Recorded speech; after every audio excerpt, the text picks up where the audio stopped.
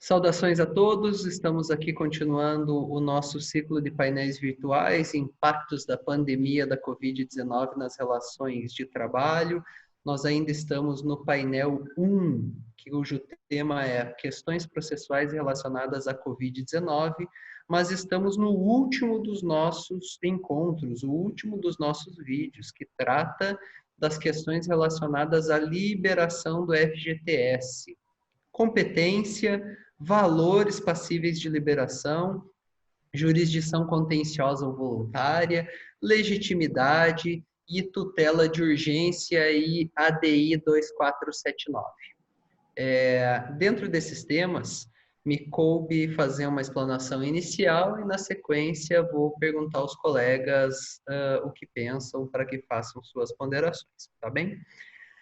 Me parece que, quanto a esse tema de FGTS na Justiça do Trabalho, nós temos duas situações a serem analisadas. A primeira situação é o problema gerado pela tal Circular 620 da Caixa Econômica Federal.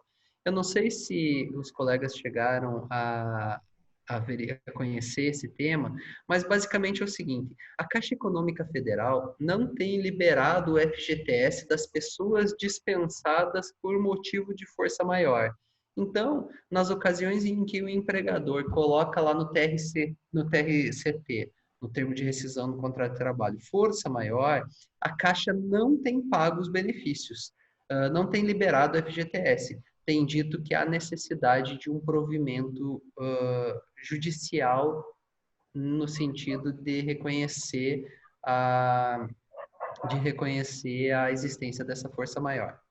Pois bem, quanto a esse primeiro tema, me parece que não há muita dificuldade de reconhecer que a Justiça do Trabalho, em sede de jurisdição voluntária, pode reconhecer a existência dessa situação, até porque já há medida provisória declarando a viabilidade da força maior como hipótese de extinção de contratos de trabalho. Então, a AMP, nesse sentido, declarando expressamente a situação de força maior nas relações de trabalho. Então, seria uma hipótese de jurisdição voluntária em que se faz um pedido de alvará judicial para que se declare uma situação. Com essa declaração, me parece que a Caixa Econômica tem aceitado a liberação do FGTS dos trabalhadores com essa declaração da Justiça do Trabalho. Vejam, mesmo que não haja a liberação nessa hipótese, aí sim nós teríamos uma demanda face à Caixa Econômica, e aí nesse caso nós temos uma discussão de competência. Então, a primeira questão é mais simples. Empregados dispensados por motivo de força maior reconhecido no TRCT, o que fazer? Me parece que há viabilidade de uma ação de pedido de alvará judicial no âmbito da Justiça do Trabalho. A segunda questão, que é um pouco mais complexa, ela diz respeito à autorização de movimentação do Fundo de Garantia de Trabalho de contas inativas ou de pessoas que ainda estão empregadas, por motivo, com fundamento no artigo 20 da Lei 8.036, e aí essa situação merece a digressão. Vou falar rapidamente. O artigo 20, então, da Lei 8.036, ela autoriza a movimentação, no seu inciso 16, em situações em que se reconhece 3 requisitos: necessidade pessoal, desastre natural e disposição em regulamento.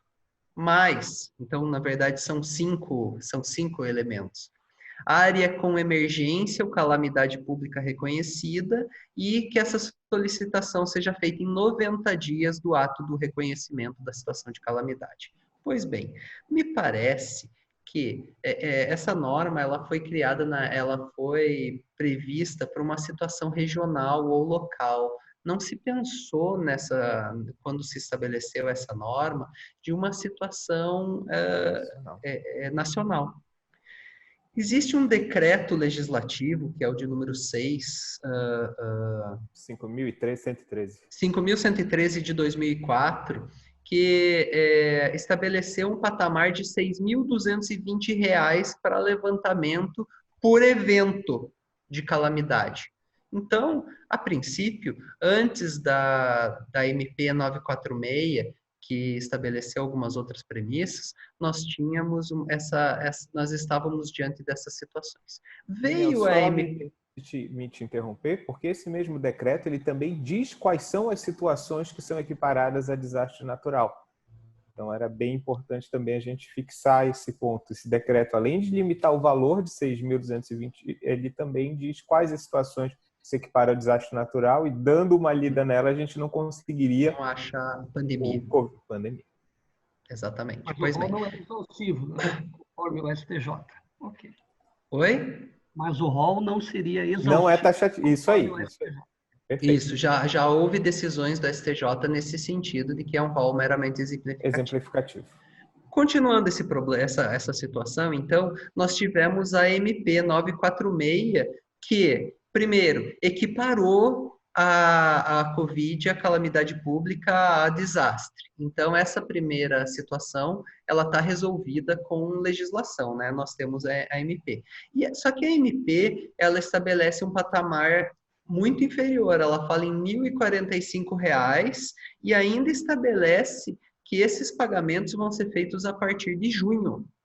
Então, nós temos agora uma situação em relação a essa possível pretensão de propositura de ações na Justiça do Trabalho, requerendo que haja liberação de FGTS de contas inativas, ou seja, de empregados que não estão movimentando a conta, pois já foram dispensados, ou de contas ativas em que não houve dispensa, o empregado está com o contrato suspenso, ou ele continua trabalhando, mas surgiu uma necessidade emergencial e uma situação em que ele mereça esse levantamento.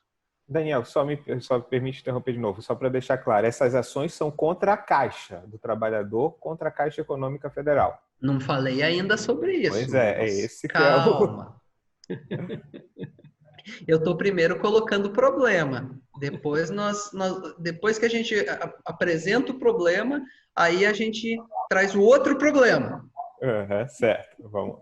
E depois a gente termina com o terceiro problema, porque nós temos o problema da competência, nós ainda temos o problema da antecipação de tutela. Da antecipação de tutela. Né? Então, vamos lá. Vamos para a primeira situação. Nós temos, então, essa viabilidade ou esse debate sobre a propositura de ações para liberação desse valor. Nós temos que estabelecer, então, quais seriam as premissas que autorizariam, de direito material, que autorizariam esse levantamento, qual seria o montante ou qual seria o valor para o levantamento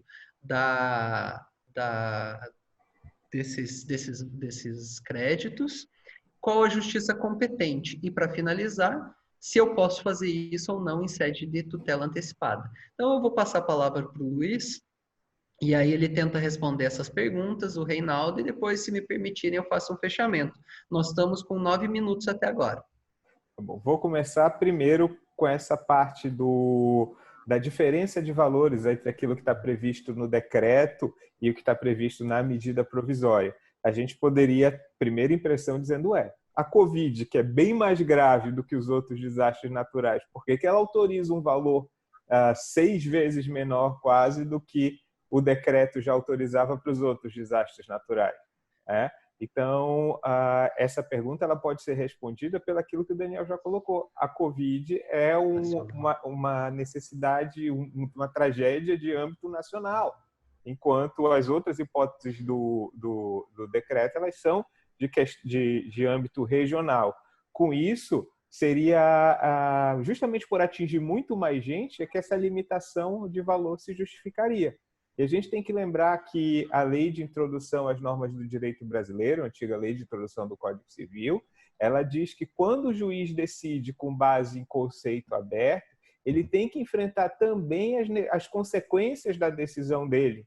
Tá? O decreto 9.830 de 2019, que pouca gente fala nele, ele fala especificamente quanto à necessidade, quanto à motivação, que tem que demonstrar a necessidade e adequação da medida imposta para caso você queira invalidar a MP, a limitação de 1045 da MP, e as consequências disso para toda para a situação da gestão pública. Então, a gente tem que perguntar, será que liberar uma decisão desse tipo significaria reconhecer que todo trabalhador tem direito a sacar todo o FGTS dele, ou pelo menos 6.022 para todo trabalhador, por ato do juiz? E isso poderia ser uma pá de cal no próprio sistema do FGTS, poderia tornar inviável o fundo e essa garantia acabar deixando de existir. E, além disso, viola, a meu ver, a liberdade de conformação do legislador. Se o legislador optou por não liberar tudo, por liberar só 6.022 naquela hipótese, ou por liberar só R$1.030 na hipótese da medida provisória, essa liberdade de conformação ela tem que ser enfrentada pelo juiz dentro desse caráter global, desse caráter geral das possibilidades que o poder público tem. Então, essa é a primeira questão que eu queria colocar, e concordo com o Reinaldo também no sentido de que o rol realmente ele é exemplificativo. E teria até justificativa para você ampliar e permitir que a pessoa tivesse acesso à pandemia. Mas abrir isso a toda a situação pode viabilizar a própria gestão do fundo. E dentro dessa ideia de gestão do fundo, eu retomo a pergunta que eu tinha acabando de feito a interrupção do Daniel. Quem que seria, quem que está no polo passivo dessas ações que a gente está vendo na Justiça do Trabalho? Tá? É importante que a gente tenha em mente qual que é o pedido que foi feito para o judiciário e qual a causa de pedido judiciário. Com base nisso, a gente vai definir a competência. Penso eu que se o pedido for simplesmente de liberação em razão do desastre natural, o pedido seja de natureza administrativa ou seja de natureza contenciosa, de jurisdição voluntária, perdão, ou seja, numa jurisdição contenciosa contra a Caixa Econômica Federal, esse pedido não seria de competência da Justiça do Trabalho. Entendo que esse pedido deveria ser apreciado pela Justiça Federal, se houver uma controvérsia, ou em jurisdição voluntária pela Justiça Estadual. Essa é a compreensão que o STJ vem tendo ao tratar dessas questões de levantamento de alvará judicial. Faz isso com base na súmula 82 do STJ e na própria súmula 161 também. Uma fala que é competência federal para processar e julgar os feitos relativos à movimentação do FGTS, e a 161 fala que é de competência da Justiça Estadual autorizar o levantamento dos valores do PIS e do FGTS em decorrência do falecimento do titular. Apesar dessas duas súmulas terem sido editadas antes da Emenda Constitucional 45, a gente consegue achar a decisão, inclusive desse ano, de mês passado, do STJ decidindo o conflito de competência com base nesses critérios. Então, se há uma ação para liberar FGTS, quem tem que liberar o FGTS é a Caixa Econômica Federal. E essa ação extrapolaria a competência da Justiça do Trabalho, seja por jurisdição voluntária, seja por jurisdição em um processo contencioso. Além disso, outro ponto que é importante da gente destacar é que o juiz não está impossibilitado o juiz do trabalho não está impossibilitado de apreciar causas de liberação do FGTS quando o pedido seja feito contra o empregador. Então, por exemplo, o juiz do trabalho, o pedido não é liberar o FGTS, na verdade, é para que o empregador entregue a chave de conectividade, o TRCT com código SJ2, ou outro código que permita a liberação do FGTS. Se essa é uma obrigação a ser adimplida pelo empregador, aí a competência é da Justiça do Trabalho, bem tranquilo. Só tenho dificuldade também em aceitar o interesse de agir para a ação declaratória da força maior, que foi proposta, que foi levantada pelo Daniel. Então, se o empregador e o empregado já têm um TRCT tão de comum acordo que é a força maior, a Caixa, caso a Caixa se recuse a liberar, dentro da hipótese da lei, o FGTS, caberia uma ação contra a Caixa na Justiça Federal para que fosse feita a liberação. Quando a norma fala, inclusive, reconhecida, quando a força maior tem que ser reconhecida pela Justiça do Trabalho, a norma, a meu sentir, ela está falando das hipóteses em que as partes ainda não reconheceram essa força maior. Mas se você já tem esse reconhecimento da força maior, não tem por que ajuizar uma ação contra o empregador, se ele próprio já reconheceu que tem força maior, então a ação seria do trabalhador contra o órgão gestor do fundo que não está liberando. E, a meu sentir, repito, essa competência extrapola o parâmetro do 114.1 e do 114.9 da CLT, da Constituição, perdão, de acordo com a jurisprudência atual, que vem sendo aplicada pelo STJ, que é o órgão que decide, né, esse conflito de competência. É curioso que o próprio TST também tem decisão, apesar de ter decisão também em outro sentido, o TST tem decisão dizendo que não cabe à Justiça do Trabalho, por exemplo, tratar das ações de liberação de FGTS nos casos de expurgos inflacionários. Tem uma decisão até do ministro Maurício Godinho Delgado de 2010, ou seja, após a emenda 45, em que ele estabelece que a competência não seria da Justiça do Trabalho nesse caso específico, né? Quando a Caixa Econômica é demandada somente como agente operador e centralizador, mas não como empregadora. Então, aí a competência seria da Justiça Federal, não nossa, da Justiça do Trabalho. E, por último, o último ponto que o Daniel provocou é a questão da tutela provisória. A gente tem uma decisão do STF em controle de constitucionalidade e, portanto, uma decisão faz um precedente vinculante, a ADI 2479, que reconheceu que o artigo 29b da Lei 8.036 é constitucional. E esse artigo diz que não cabe medida liminar, seja em mandado de segurança, seja em procedimento cautelar ou qualquer outro tipo de ação que importe em saque ou movimentação do FGTS pelo trabalhador. Então, o juiz não pode conceder uma tutela provisória em um processo contra a Caixa Econômica Federal para movimentar o FGTS, mas, por outro lado, o juiz poderia conceder a tutela provisória por uma obrigação de entregar a coisa certa do empregador. A obrigação não é, imagine, o autor pede para que o empregador entregue o TRCT com código SJ2 e a chave de conectividade. O juiz pode antecipar os efeitos da tutela para obrigar o empregador a fazer isso e também dar uma outra tutela que promova o resultado prático equivalente. Mas aí o que o juiz não pode é simplesmente determinar para a Caixa Econômica liberar a ação, liberar o FGTS, porque isso esbarraria nessa norma 29B da Lei 8.036, que, repito, ela foi considerada constitucional pelo juiz do trabalho. Sei que isso acaba sendo uma aplicação uma visão um pouco mais conservadora, mais retrógrada, tanto da competência quanto da própria tutela de urgência, mas é uma visão que talvez um pouco até tímida mesmo e pouco consequencialista, pouco utilitarista. Sei que uma atitude mais incisiva, uma atitude mais ativa da Justiça do Trabalho poderia resolver a necessidade do trabalhador de uma forma mais eficaz.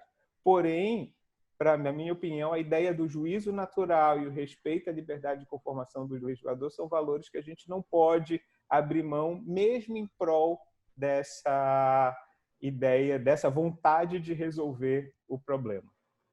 Sei que é uma questão polêmica e que a gente está vivendo aqui várias demandas nesse sentido, com posição diferente de vários juízes.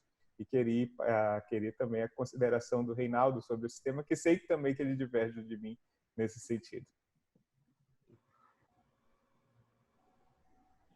Pois não, Reinaldo, estamos com 18 minutos, você tem bastante tempo. Ok, obrigado. Vamos começar pelo começo, competência. Porque se a JT for incompetente materialmente, nada do que estamos a tratar nos diria respeito. É importante lembrar nesse tema de competência que a redação anterior do artigo 114 da CLT, anterior à emenda constitucional 45/2004, que ampliou sobremaneira a competência dessa especializada, dizia ser da competência da Justiça do Trabalho conciliar e julgar os dissídios individuais ou coletivos entre trabalhadores e empregadores. E a alteração trazida com a emenda 45/2004 muda completamente a redação do artigo 114.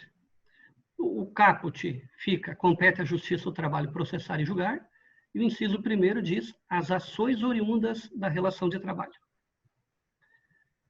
Há uma alteração substancial do tema competência da Justiça do Trabalho.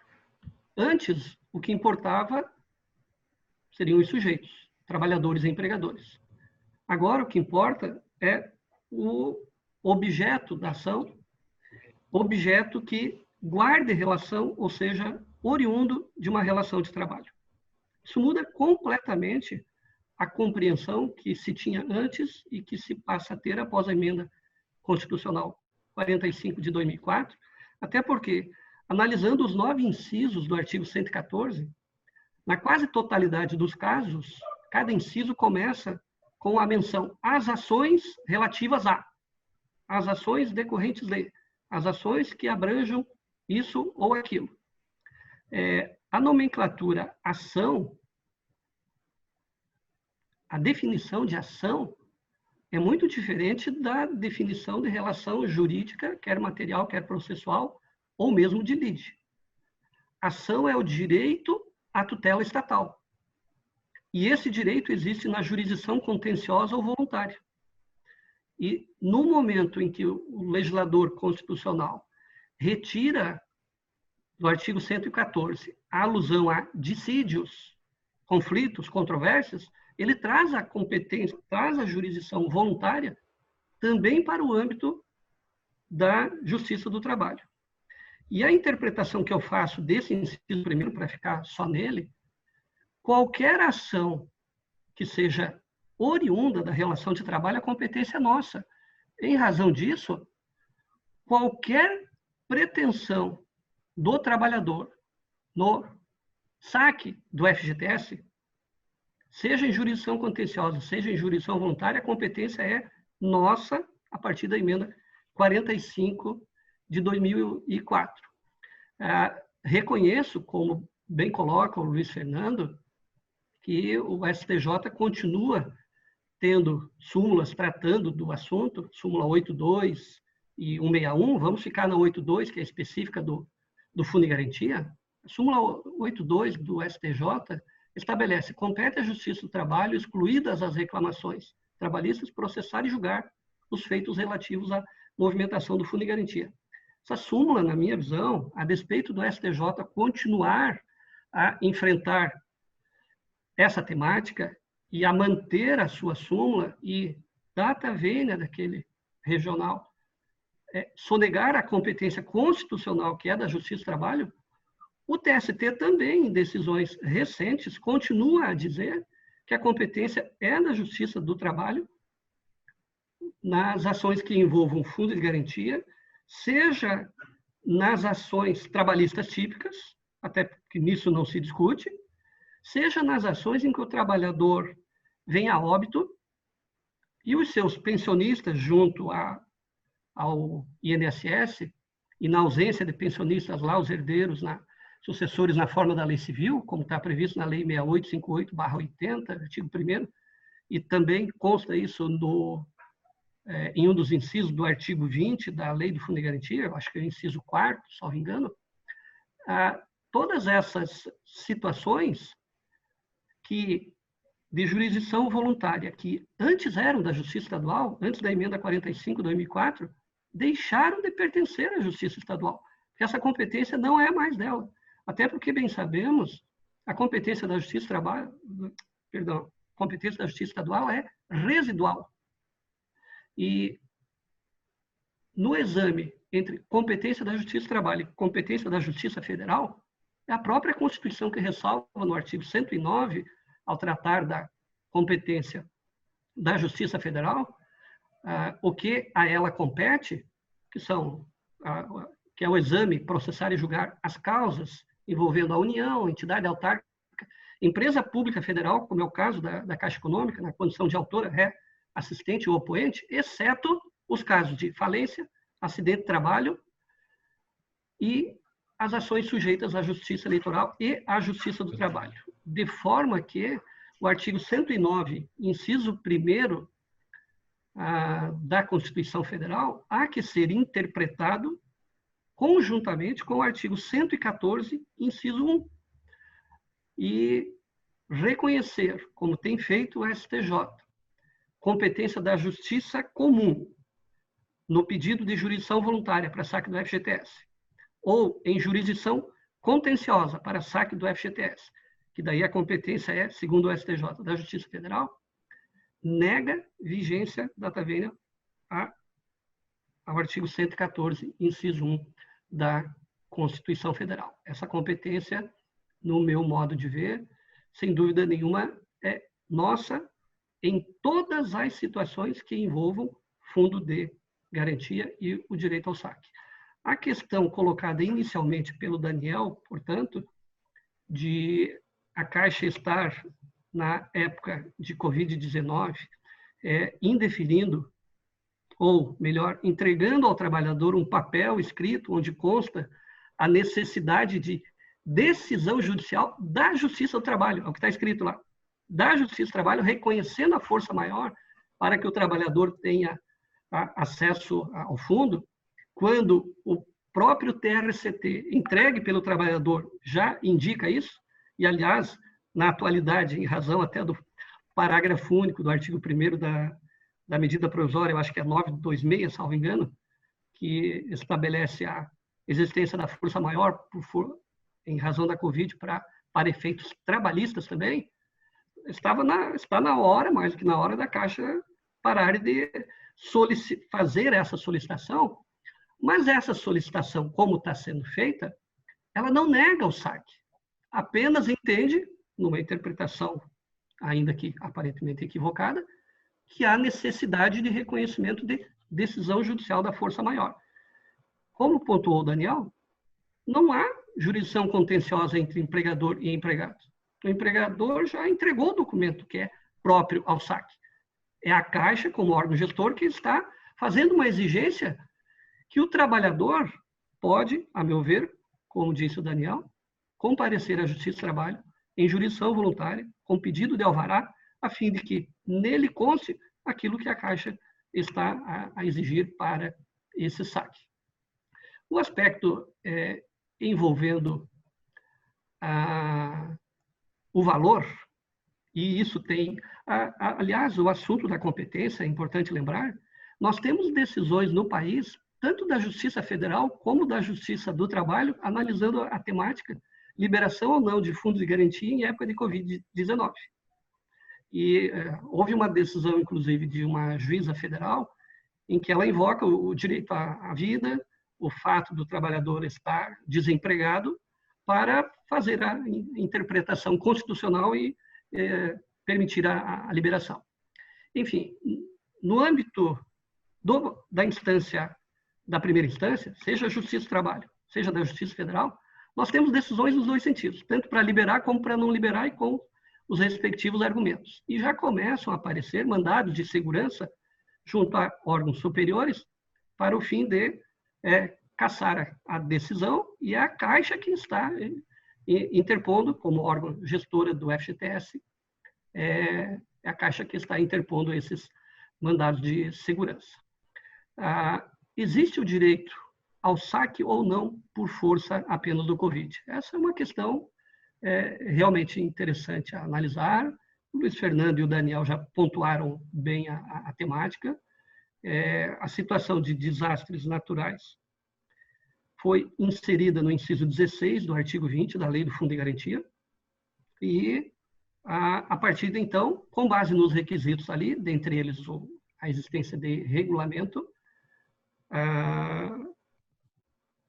os requisitos foram estabelecidos para saque nessas situações, né? E veio o decreto depois e esmiuçou melhor as situações de desastres, dos desastres que permitem o saque, e já pacificado no âmbito do STJ que esse rol não é exaustivo. Então, a Covid está ali. Aparentemente, quanto a isso, é pacífico. O problema é o valor. O valor fica restrito àquilo que constou na MP, que é o valor de 1.045, menor do que aquele lá do decreto regulamentador, do inciso 16, do artigo 20 da Lei do Fundo de Garantia. Deveria chegar pelo menos até aquele valor, ou é possível fazer uma liberação total. Eu dei uma olhada hoje no artigo 20 da Lei do Fundo de Garantia, ele tem 26 parágrafos. Fora que na sequência vem o artigo 20A, B, C, D, com previsões outras de saque de fundo de garantia, como o tal do saque aniversário, né, que foi objeto de legislação há pouco tempo.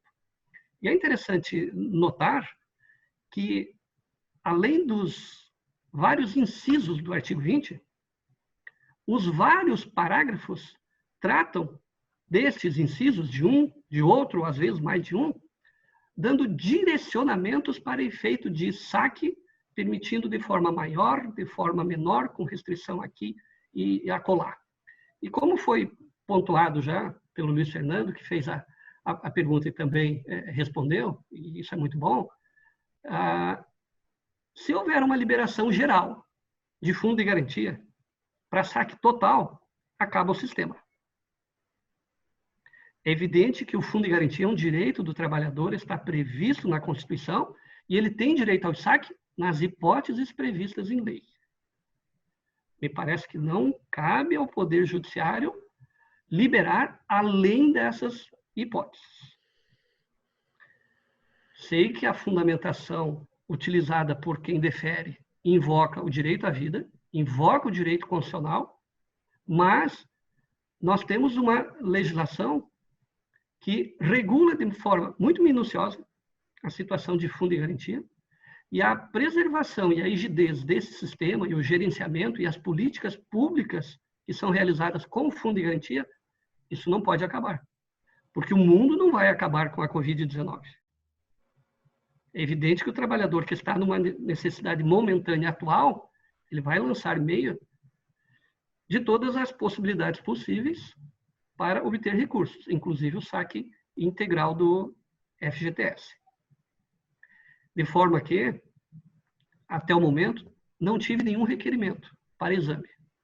Então, estou só fazendo uma colocação, sem desconhecer a fundamentação constitucional e substanciosa dos colegas que têm deferido e das ponderações daqueles que estão indeferindo.